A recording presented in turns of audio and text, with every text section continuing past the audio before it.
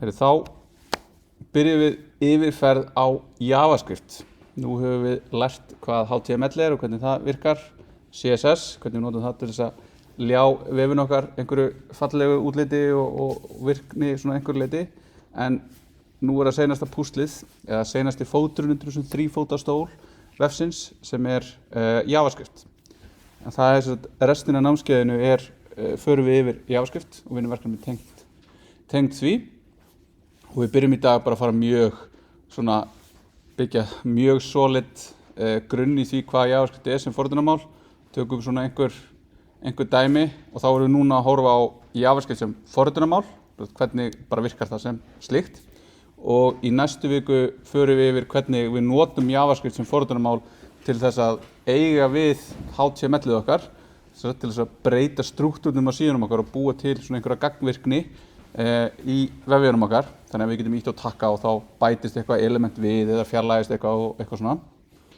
Og síðan vikun eftir það þá tökum við í raun hvernig við notum JavaScript til þess að tengjast við aðra hluti, hvort sem það eru vefþjónustur eða einhverjar þjónustur.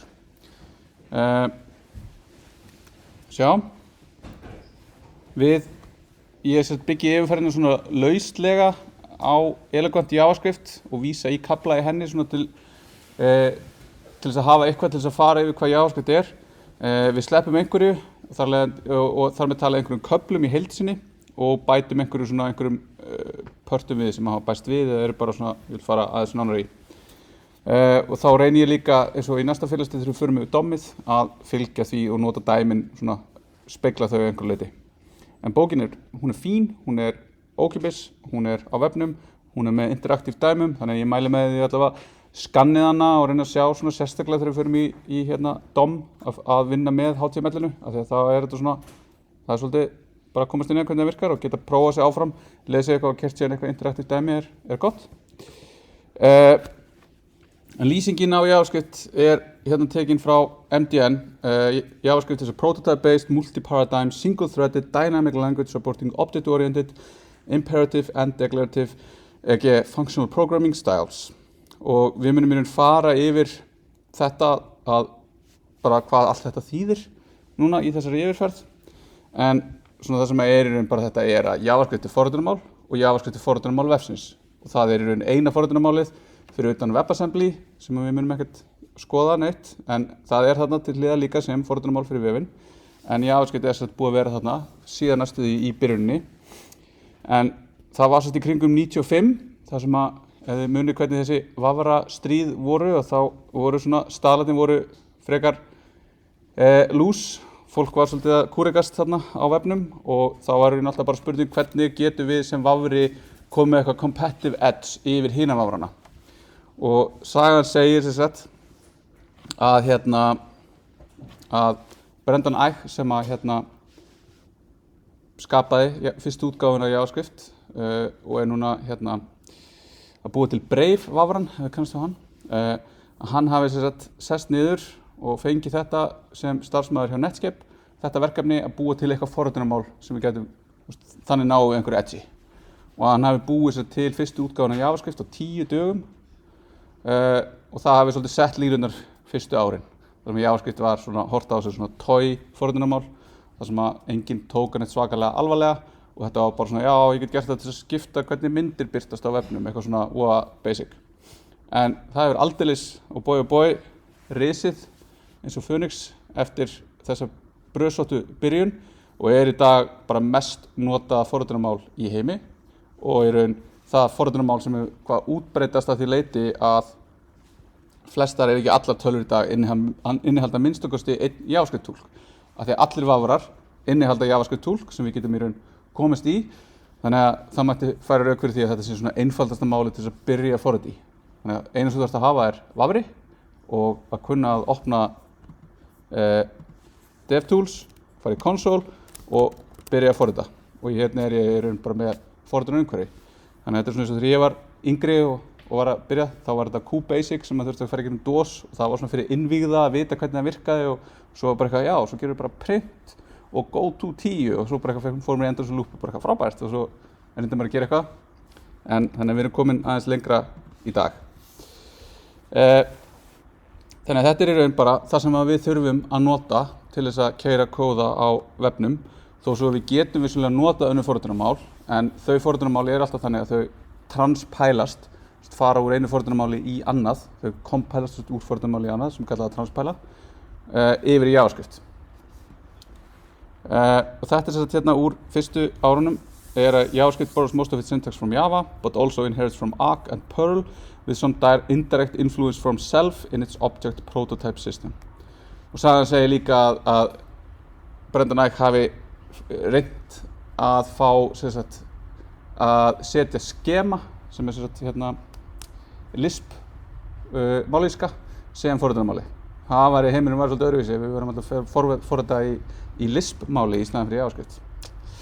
En við sjáum aðeins þessi áhrif frá self í þessu prototype systemi og svo líka bara hvernig þetta dýnamíska mál og hvað hægt að gera og hvað þetta frekar áhugavert forritunarmál.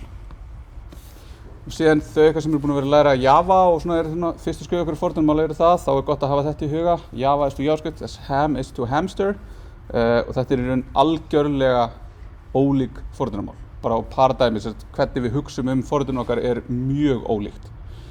Þannig að það syntaxin svipaður, eins og hvernig við skrifum for loopur og en hvernig við dílum við bara típur og breytur allt öðruvísi.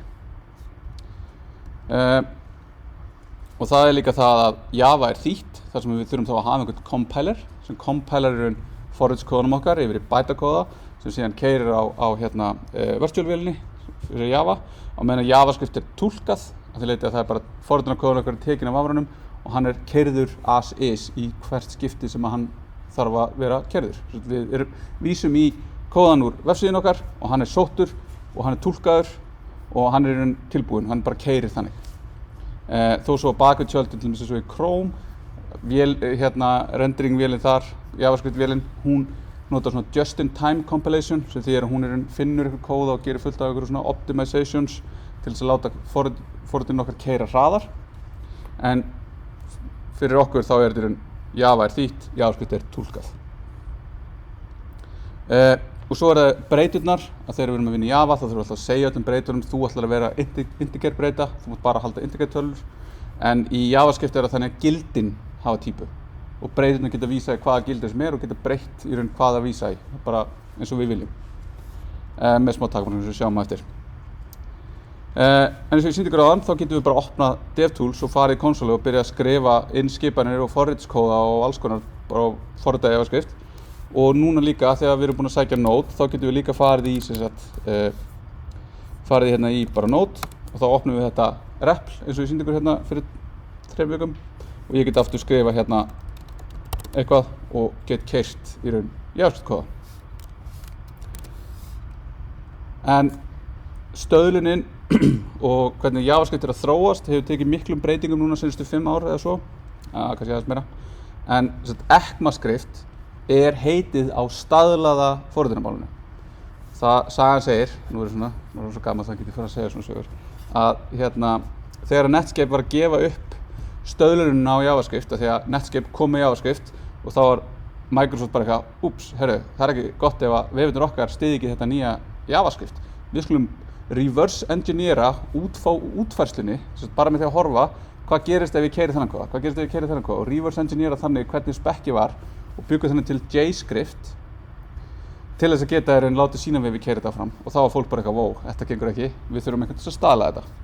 Og þá hélt Netscape að þau getur fengið bara svona LEPS staðlara hjá ECMA sem European Computer Management Association eitthvað, svo stöðlunarráð fyrir tölvutengda hluti í Evrópu og þau fóru viljið þið ekki staðla þetta, hint, og við bara gerum það og þið stimplið þetta og þau tóku sér síðan aðeins alvarlegra og þannig stöðlunarferli í dag hjá þessu ECMAScript sem býr til staðalinn og síðan útfærslan heitir JavaScript sem útfærið af öllum browser-vendrunum og þeim sem búa til túlka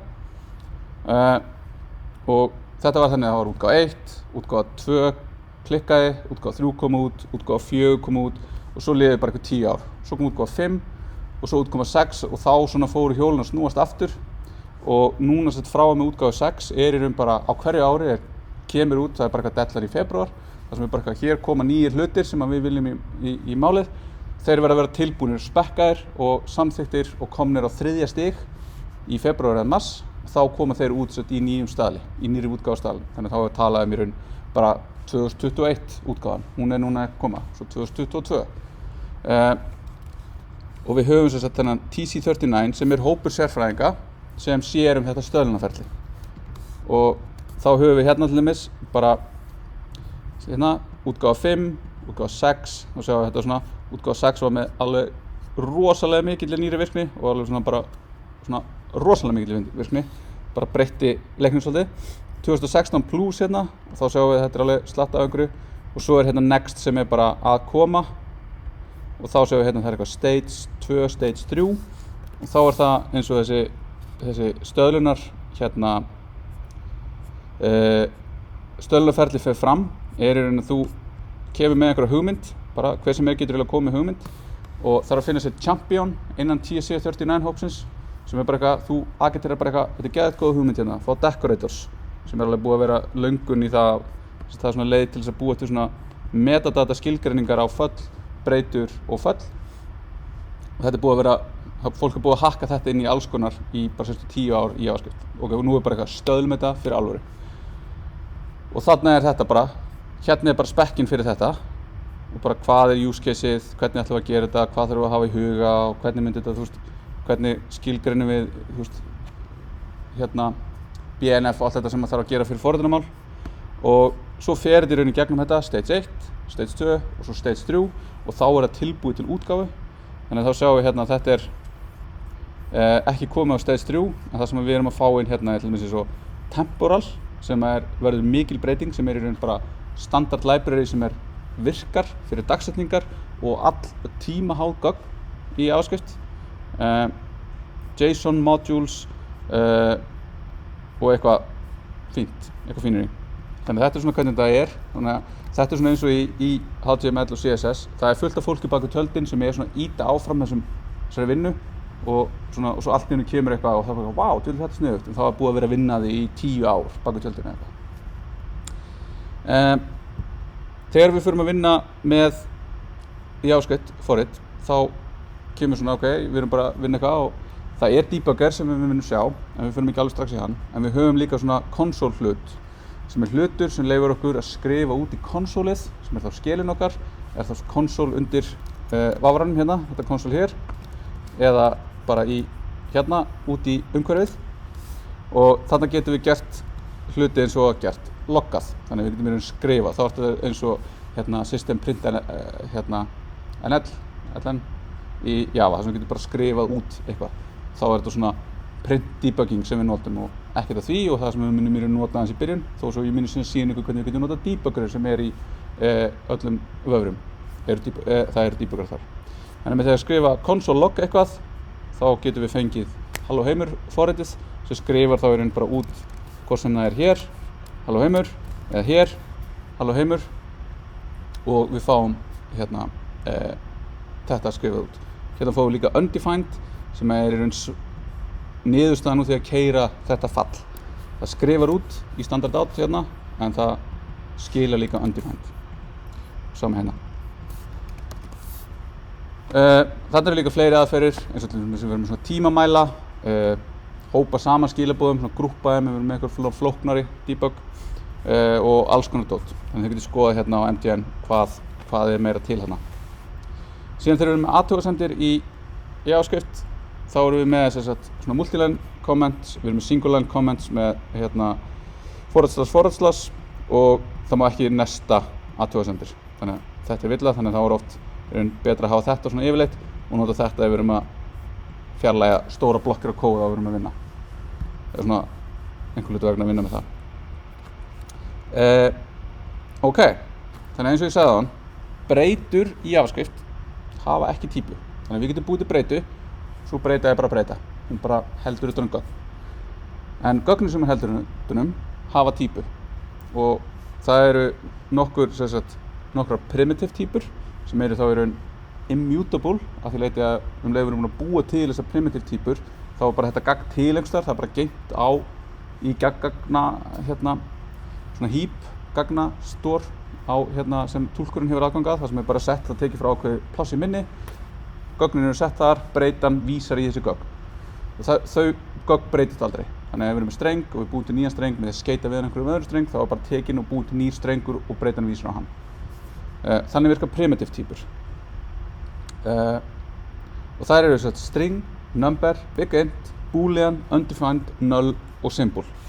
Við munum mest nota string, number, boolean, undefined og null.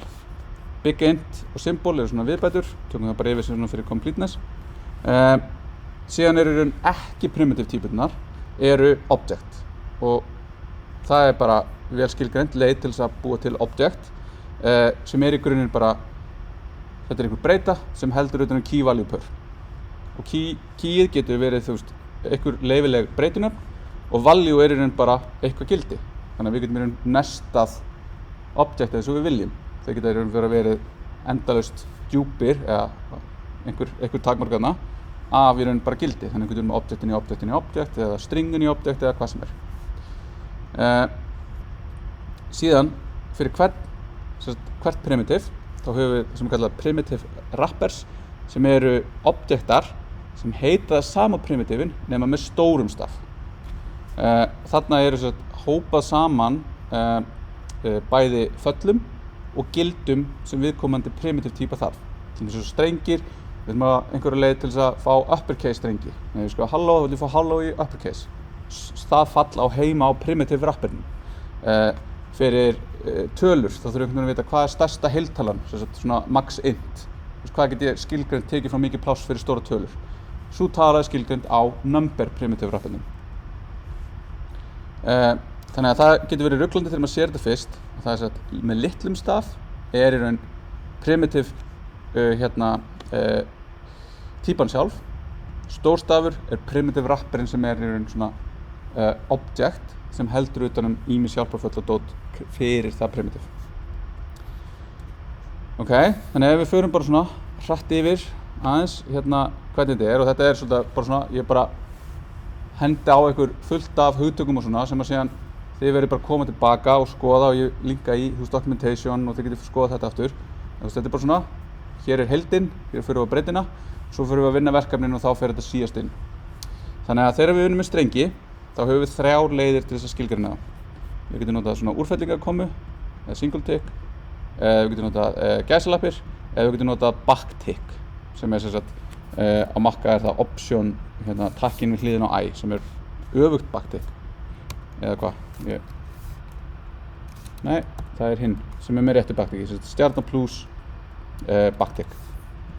Ok, þannig að hérna eru 2 löglegir strengir. Við notum backslash sem escape karakter. Þannig að við getum fengið hello heimur með gæsalöppum svona, ef við erum með gæsalappir. Við getum fengið sem sagt, new line og tab með því að setja það inn sem escape tákn inn í strengin okkar. Og við getum gert svona alls konar til þess að fá í raun þessa stafi sem við erum að vinna með. Bara þetta klassiska vandamál, hvernig fæ ég escape, hvernig escape ég. Og venjan er svona oft á tíðum að skilgreina strengi með svona single tick en ekki með gæsalöppum, en það er svona eitthvað líklega við notum gæsalappir í textanum okkar frekar en hitt.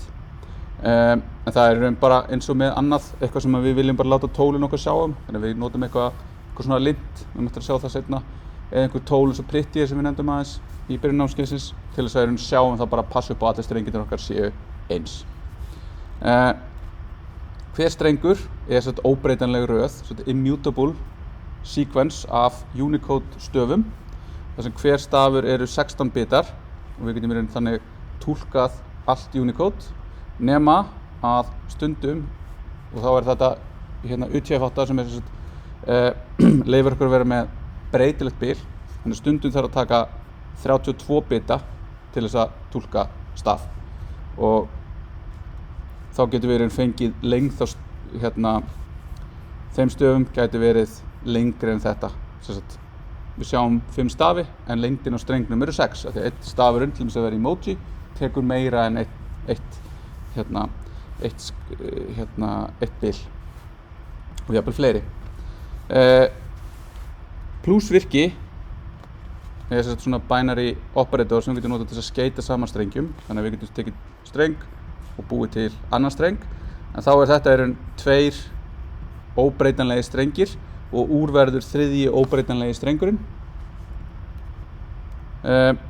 Síðan ein viðbót sem kom hérna í ECMAScript útgáfu 6 template literals sem var svona betri strengjavinnsla út af því að nota þennan plus þarna getur verið ruglandi af því að, hvað með streng og tölu, hvað með típuna streng og með típuna tölu og ég að setja plus á milli, hvað gerist. Þannig að template literals leyfir okkur að svo nota þess backtick til þess að skilgreina strengi og þá getum við sett inn segðir, forage kóða inn í strengin okkar án þess að vera að nota svona plus operator. Þannig að svo leyfir okkur líka í raun að búa til streng sem að spannar fleiri en eina línu. Þannig að það raun bara frá og með backtick til og með lokunar backticks sem strengurinn skilgreindur, hvort sem það fer í eina eða fleiri línur. Og þetta svona yfirleitt notum við svona fyrir einfalda strengi, það að segja strengi sem hafa ekki neina segðir, ekki mörgum línum, notum við single tick eða útfellingakomu eða gæslappir og fyrir lengri flóknari með segðum eða nýjum línum þá notum við backtick. Þannig að þá getum við fengið hérna í tveimur línum hérna 1 + 1 þá skilgreinum við með þess að dollar, curly bracket opnast og þar inni þá getur curly bracket lokast í raun segð. Þannig að hérna getum við bara verið með hvað sem breytu, samlagningu eitthvað sem síðan túlkuð þegar strengurinn birtur. Þá fáum við út bara streng. Þetta bara dæmi sem ég með hérna, ég ætla ekki að fara sérstaklega í þau. Number síðan þessi típa sem við notum fyrir tölur þegar við erum að vinna með þær. Og tölur í JavaScript það var bara number. Nú komum við big int en number samt það sem við notum og í raun þannig að það ekki einhver sér típa fyrir heiltölur og sér típa fyrir rauntölur eins og int og float, heldur bara ein típa og hún í raun túlkuð sem með 64 bita það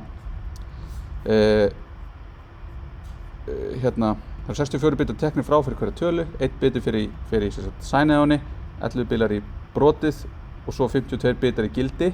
Þannig að við fáum 1,25 og það broturinn með punkti og út af því að þetta notar þessa IEEE 754 representation á tölum sem fyrir það að hafa bæði heiltölur og rauntölur saman í sömu típunni, þá nákvæmlega svo að við missum ákveðið út af því að við höfum bara einfaldlega ekki nóg marga bita til þess að geyma öll þessi gögn.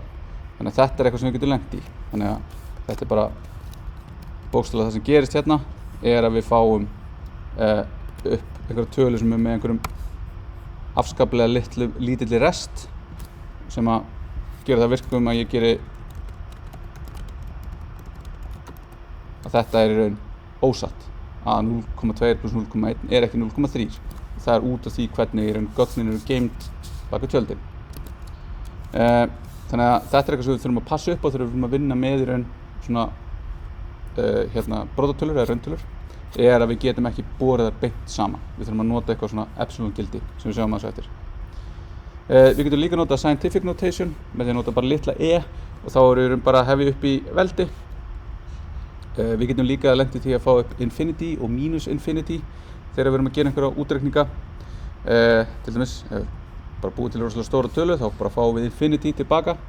Ef við deilum með 0 þá fáum við infinity tilbaka.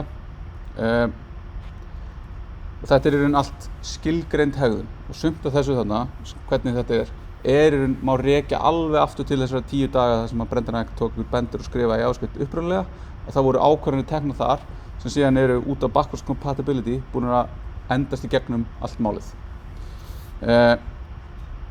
Við erum með operatora til þess að framkvæma reikning og þetta svona þessi eðlilegi forgangur reikningsaðgerða sem við þekkjum og kunnum en við getum alltaf nota sviga líka til þess að draga úr allum vafa.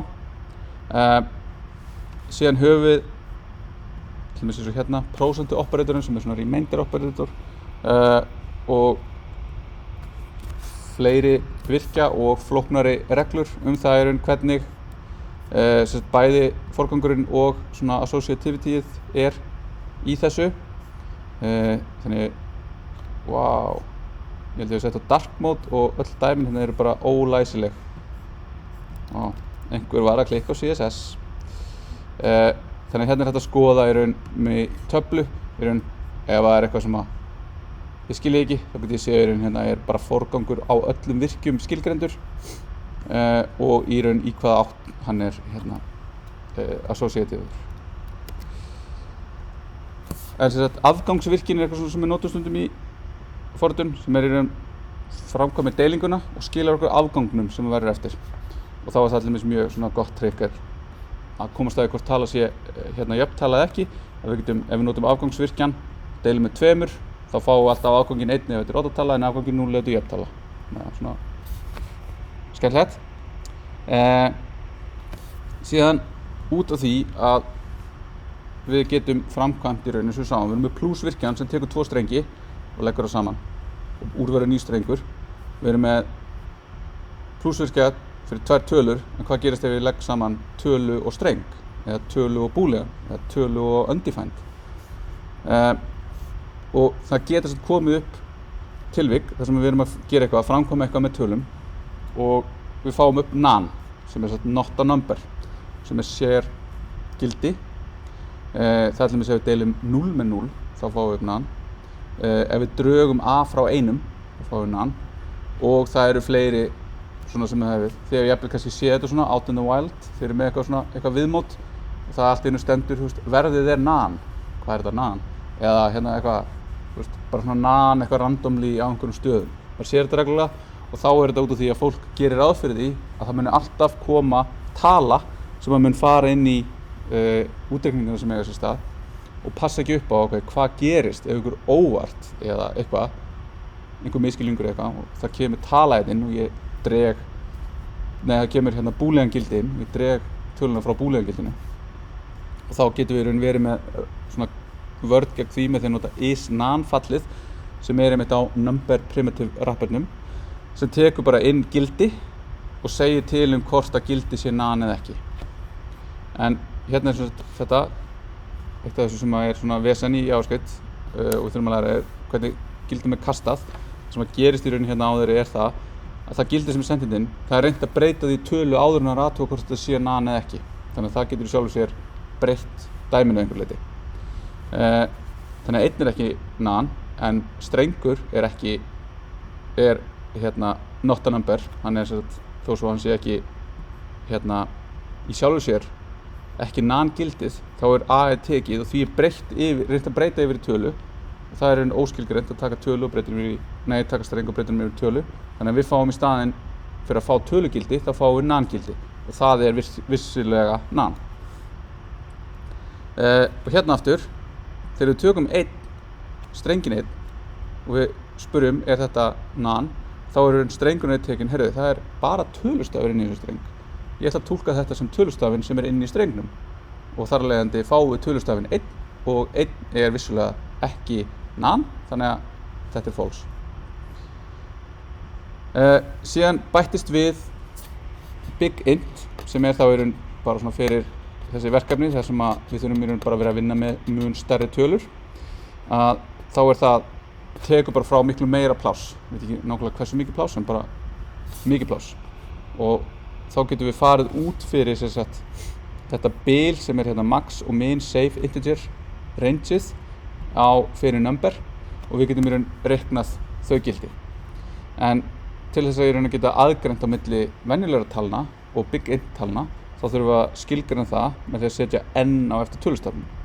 Þannig að við getum sagt hérna, hér getum við tekið 2 og lyft honum í 100. veldi en við getum ekki blanda saman, við getum ekki sett 2 í 100. big int veldi eða öfugt. Þetta verður alltaf að vera consistency í tölunum sem við erum að vinna með. Þannig að við getum tekið þetta og við fáum hérna einhverja afskaplega stóra tölu og hún getur orðið afskaplega mikið stærri, mikið stærri. Hversu stór? Þarna fórum við út fyrir bilið.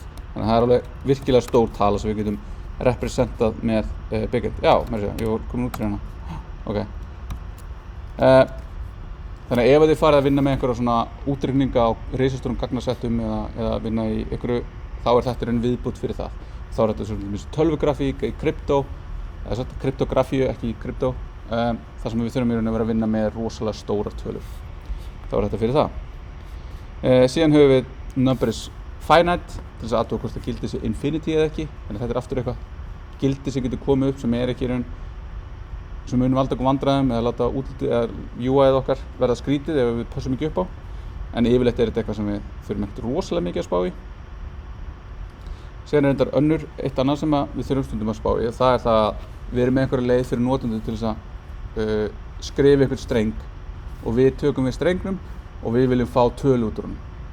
Og þá það til dæmis ef við erum með input element sem bara value text eða value number, þá í raun gildi sem kemur úr input text sem við viljum stundum nota texti, þó svo við viljum að viðkomandi skrifin tölu.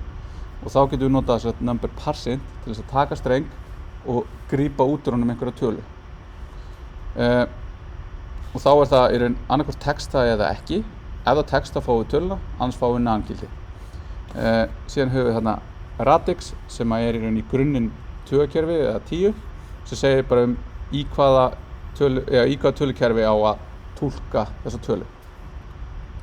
Þannig að við getum fengið inn töluna 0100 og sagt að hún sé í tugakerfinu, þá fáum við út 100. Ef við segjum A100 þá fáum við nan, af því þá sagt hún leitar bara að fyrstu legit tölu í strengnum. Þannig að ef við snúum þessu við hérna og segjum 100A, þá fáum við út 100. Þannig að það aðtúrum bara eitthvað, hér tala, hér tala, hér tala, hér ekki tala. Ég ætla að skila því sem komið. Og þetta getur verið ruglandi að því leyti að þá þurfum við aðtúa ef við viljum fá nákvæmlega tölu frá einhverjum, þá þurfum við að taka inputið, ná í tölun úr því, breyta því sem við fengum út úr því að ná í töluna í streng og berast þessar strengina saman til að vita hvort ég hafi skrifað nákvæmlega inn tölu. En svo ef ég tek sama hérna og ég segi 2, þá talan túlkuð bara í tíundakerfinu, þannig að þá þetta bara hérna 4 og við getum verið með 8 eða 16 eða einhver önnur svona. Þetta kemur afskaplega sjaldan fyrir ef við viljum vera að nota þetta, en þetta þarna. Og oftast mælt með því að setja inn radixin hérna, en við getum líka sleppt þessu og kalla bara í þetta svona og þá 10 í 99,99% tilvika 10. Þess að radixið 10. Við getum síðan parse float til þess að ná heiltölu með broti úr streng og það gilda sömu reglur. Síðan ef við erum með tölu sem með broti og við viljum fá aukastafi, þá getum við notað toFixed beint á töluna. Og þá komum við þarna í eitthvað sem við sjáum aðeins seinna, í raun að tala sem slík hlutur sem erfir úr prótótípunni ákveðnar aðgerðir og ein af þeim aðgerðum sem að tölur eru með toFixed. Þannig að við getum gert svona, við getum sagt bara beint tölu, punktur toFixed, bara á tölunni sjálfri, á bara gagninu sjálfu og fáum tilbaka rándaða tölu að einum aukastaf. Og við getum hugsað þetta eins og við myndum taka streng og segja bara strengur.toUpperCase og þá þetta bara sama, nema þetta gagnið okkar talan. En það bara svona ruglast í haustum að menn að sjá svona punktur og svo punktur. Þetta bara dæmið sem við vorum að fara yfir. Sjá hvernig á tíma, bara ágætt. Við erum með boolean, það bara boolean, true eða false og notum þetta oftast bara í þessu klassíska. Við erum að bera saman hluti, við erum að athuga hvort við erum að gera eitthvað eða ekki og þá erum við að nota boolean gildi. Við erum með síðan slatta virkjum, búin að sjá eitthvað af þeim og þeir eru sett í JavaScript þeir einstæðir, tvístæðir eða þrístæðir. Þannig að einstæðir virkjar eða unary operators eru bara virka á 1 gildi, tvístæðir, binary á 2 og þrístæðir á 3 og sumir virka bæði eða á eitthvað. Þannig að mínus getur bæði verið unary virki, þar sem að segja bara tala á að vera -1, eða binary, við ætlum að draga 1 frá 2. Og við getum líka verið með virkja sem ekki í raun með einhverju svona starffræðilegu tákni sem við þekkjum, heldur geta það bara einfaldlega verið með eitthvað heiti. og það kannski helst type of virkin sem við getum notað til þess að spyrja eitthvað ákveðið gildi, hver típan þín, hvað ertu? Þetta unary virki sem við notum á eitthvað gildi og segir okkur típun á því sem streng. Þannig ég get spurt streng, hver típa þín, og við fáum tilbaka string eða einn number, true boolean og svo framvegis. Og þarna í raun endanlegur fjöldi af þessum gildum og það í raun primitive gildin og svo object og svo function og það í raun gildin sem type of getur skilað okkur. Symbol síðan svona gildi sem þannig að þegar við búum það til þá fáum við alltaf út eitthvað einstakt sama hvað við setjum inn í það. Og þetta getur hjálpað okkur til þess að við þurfum að búa til einhverja röðun eða við þurfum að búa til einhverja indexa og við þurfum alltaf að hafa bara absolutely þetta unique. Hvort sem ég fæ inn fú tvisvar þá vil ég vita munin á fyrsta fúnu sem ég fekk og öðru og þriðja. Þannig að ef við búum til symbol af einhverju streng þá fáum við tilbaka unique gildi. Og við munum ekki til að nota þetta en þetta partur og þetta eitt af þessum nýju primitivum og það akkurat eitthvað sem að type of gefur okkur núna ef við fáum symbol að við fáum symbol tilbaka. Þannig að ef við búum þetta til þá fáum við bara tilbaka symbol af þeim streng sem við sendum inn. Og já. Síðan fáum við skrýtnu bræðurnar undefined og null. En undefined gildi á breytum. Þannig að ef ég með einhverja breytu og ég ekki búinn að skilgreina hana, ég skilgreina hana seinna eða bara ekki yfir höfuð, þá undefined gildi hennar. Hún bara undefined, hún ekki skilgreind. Sama þegar við erum að vinna með hluti, þegar við hugsum hluti til að byrja með sem bara key value store, að ef það ekki ákveðin lykill, þá sá lykill bara óskilgreindur. Þannig að ef ég biðum hann, þá fæ ég bara óskilgreind tilbaka, undefined. Þannig að ef ég með þetta væri nafnið á breytu og hún ekki skilgreind, þannig að við fáum bara tilbaka undefined. En null síðan þetta vísvitandi fjarvera gildis. Þannig að hér var eitthvað, hér átti eitthvað að eiga sér stað, það gerist eitthvað, það ekki neitt, þá segir við bara eitthvað null og það ekki hérna. Þetta ekki tómistrengurinn, þetta ekki 0, það útkoma, þetta bara það engin útkoma. Og við getum fengið þessar null reference villur sem þetta kannast við ef við biðjum eitthvað á einhverjum hlut sem ekki til. Þannig að ef ég með eitthvað sem ég held að sé strengur, ég gerði einhverja aðgerð sem átti að skilja með streng, eitthvað kom upp á, ég fekk null tilbaka eða undefined, þetta bara ekkert tilbaka og ég bið eitthvað á honum, ég bið hvað lengd þín, to uppercase, eitthvað svoleiðis, að þá þegar ég bið þetta, þá fæ ég þetta null reference villu. Það segja að ég að bið eitthvað sem bara ekki, það ekkert þarna. Þannig að þú bið eitthvað á engu og það villa. Það þessi að null sé til yfir höfuð í forritunarmálum hefur verið talað að sé the $1 billion mistake í forritunarmálum. Þetta sé í raun fjöldi bugga út af svona villum yfir allan tíma og allan tilkomandi tíma forritarar í heiminum katastrófískt stór og sé bara maður sem kom með þetta, hann hefur beðist formlega afsökunar á því að hafa búið þetta til sem hugtak. Þetta jáskeitt, þannig að við lendum í þessu og þurfum að passa okkur á þessu. Síðan þarna einn svona skemmtileg villa sem bara núna of seint að laga út af backwards compatibility að ef við spurum hvað type of a null, þá það object. Og þannig það bara, þannig að við getum ekki notað type of á einhverju breytu til þess að vera viss það að hún sé null. Við þurfum að framkvæma samanburð við null til þess að vita að þetta sé actually null. Þannig að nú erum við búin að sjá þessar típur fyrir utan hluti, sjá þessar primitive típur og þegar við erum að nota þessi gildi, þess að ég með breytu eða bara og ég bara framkvæm eitthvað, leggja saman, nota einhverja virki að gera eitthvað, að þá getum við fengið þetta óbeina kast, casting, að kasta í ensku, kast í ef við íslenskum það, og þá þetta svipað eins og við erum í Java eða C og við segjum taktu einhverja breytu og explicitly kasta henni. Taktu það sem í foo, sem eitthvað, og breyttu yfir í integer. þá erum við explicitly að segja, gerðu þetta. Þetta gerist óbeint í JavaScript. Og það eru reglur sem segja til mér hvernig þetta gerist og þær eru svona surprisingly flóknar og oft á tíðum ekki intuitívar. En þetta sem kallast type coercion, við erum að coersa, við erum að þrönga einhverju gildi af einhverju ákveðnu típu í eitthvað annað og reyna að gera eitthvað, bara eitthvað, hvernig við bera saman null og false. Ég ætla að reyna að gera eitthvað og svo byrja það saman og ég fæ út eitthvað. En þetta samt vel skilgreint sem kannski góð í þessu. Og allt þetta í raun þetta til þess að reyna að minnka líkurnar að við fáum einhverja villu og keyslutíma. Bara eitthvað, þú reyndir að leggja saman tölu og false og, forritið sprakk í loft upp. Þetta var svona meira svona eitthvað, heyrðu, þú fær bara eitthvað gildi, ég vona þú kunnir að meðhöndla nan, bara eitthvað, sjáumst. En þetta svona, já, fyrstu getur þetta verið skrítið, sérstaklega þegar maður svona að fara eitthvað ógeðslega skrítið út.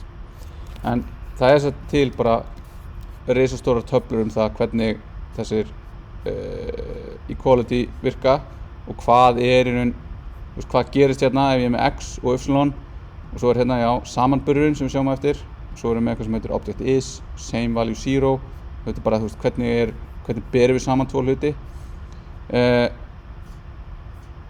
Svo byrjum við, var það þessi töfla? Já, þannig hérna í raun hvað gerist ef við erum að, já, þetta er bara samanburðurinn. Já, ég held að það væri, já.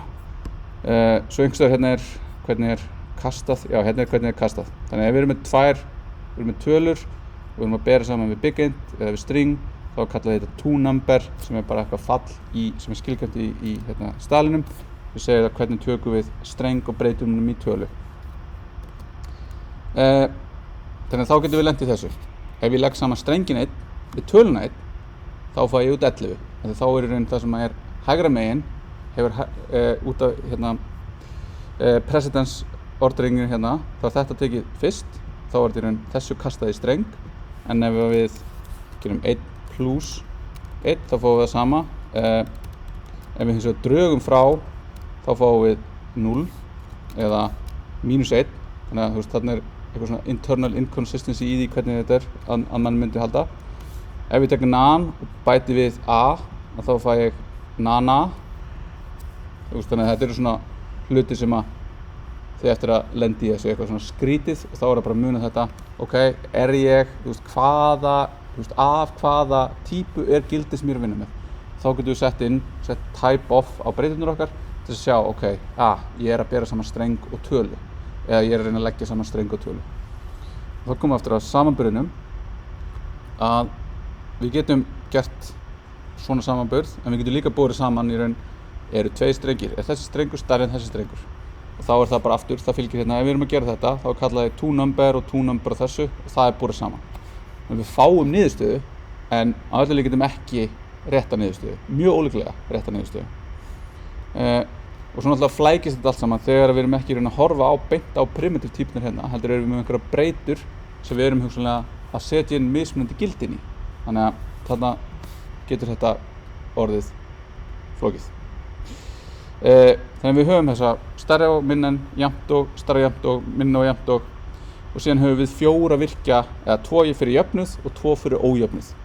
Þannig að fyrir jöfnuð og ójöfnuð með 2 gildum, 2 jafnt og merkjum eða upprópunarmerki og jafnt og merki fyrir ekki jafnt og, að þá munum við vera að byrja á því að kasta báðum gildum til þess að reyna að athuga í raun, ok, þú ert með number og int, ég ætla að framkvæma eitthvað kast sem ég geti, þannig að ég geti borið þetta saman.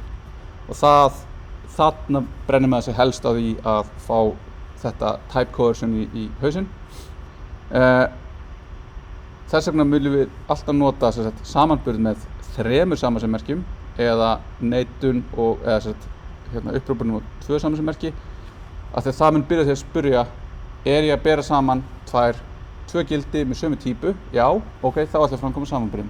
En ef það bara, nei, það er number og string, þetta ekki sömu típunar, þetta er strax ekki það sama. Eða já, þetta er ójöfnuður eða jöfnuður. Þannig að við notum alltaf þetta eða þetta þegar við erum að bera saman. Og það er mjög auðvelt að gleyma því að setja hérna eitt auka jafntómerki. Þannig að þetta svona hluti sem við munum lenda í.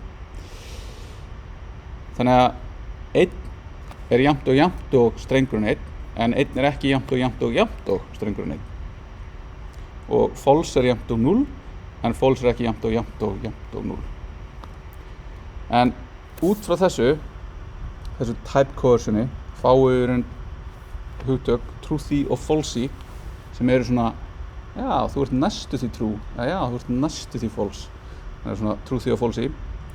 Og þá erum við að nýta þetta til þess að geta tekið bara öll gildi í forritunarmálinu og borið þau saman. Svo allir með if eitthvað breyta, og breyta getur inniheldur hvað sem er.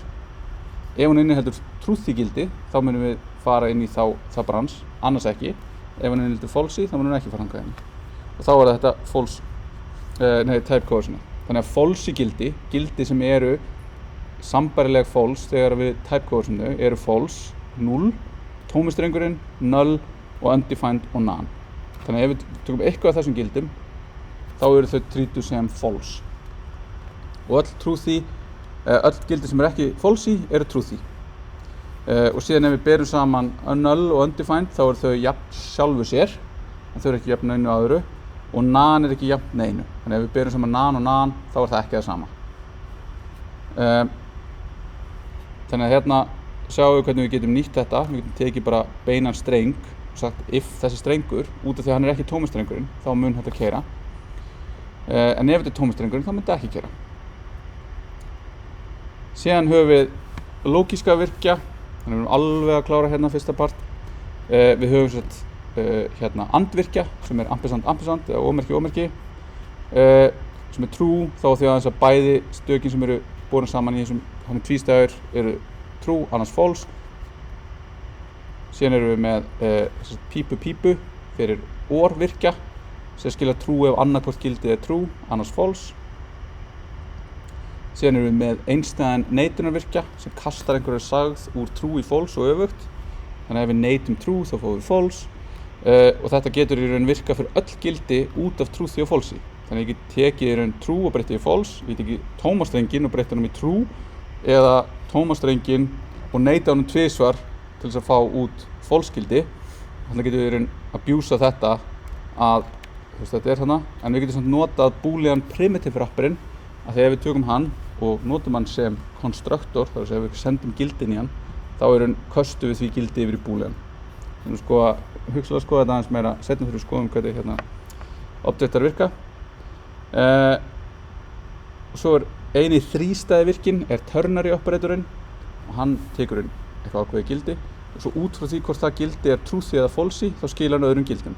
Þannig að það er eitthvað gildi, svo kemur spurningamerki, svo kemur það sem á að skila ef að gildið er true eða truthy, og annars það sem er falsy.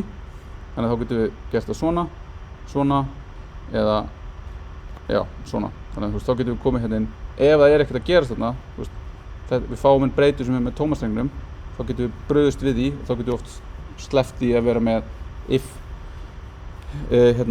statements og vera bara með beint eina segð sem getur sparað okkur einhverja línur. Svo að lokum þá er eitthvað sem við getum séð er short circuiting í JavaScript, en þá er það út af því að þegar við notum þessa boolean virkja þá skila þeir seinasta gildið sem þau skoðu. Þannig að til dæmis andvirkin, ef að hann sér fyrst false gildi, þá segir hann ok, þetta er false, en hann skila líka því gildi. Ef hann sér þetta er true og næsta gildi er true, þá segir hann ég skoðaði bæði gildin, ég skila því seinna sem ég skoðaði. Þetta er svona hluti sem var stundum og er stundum abúsaður í forritunarmálinu, til dæmis til þess að búa til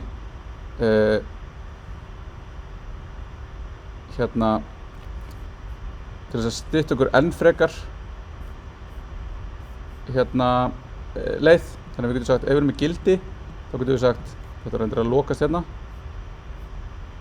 þá getum við sagt gildi og eitthvað sem á að birtast. Þannig að þetta er í rauninni sama á að segja ternary virkin gildi og undefined eða strengurinn, að þá getum við skrifað þetta svona í einni línu, eða að setja eitthvað gildi sem við getum sendt þér í fall og ef fallið tekur inn false í gildi þá getum við sett eitthvað default value á gildið og þá getum við gert það með því að nota OR-virkjan.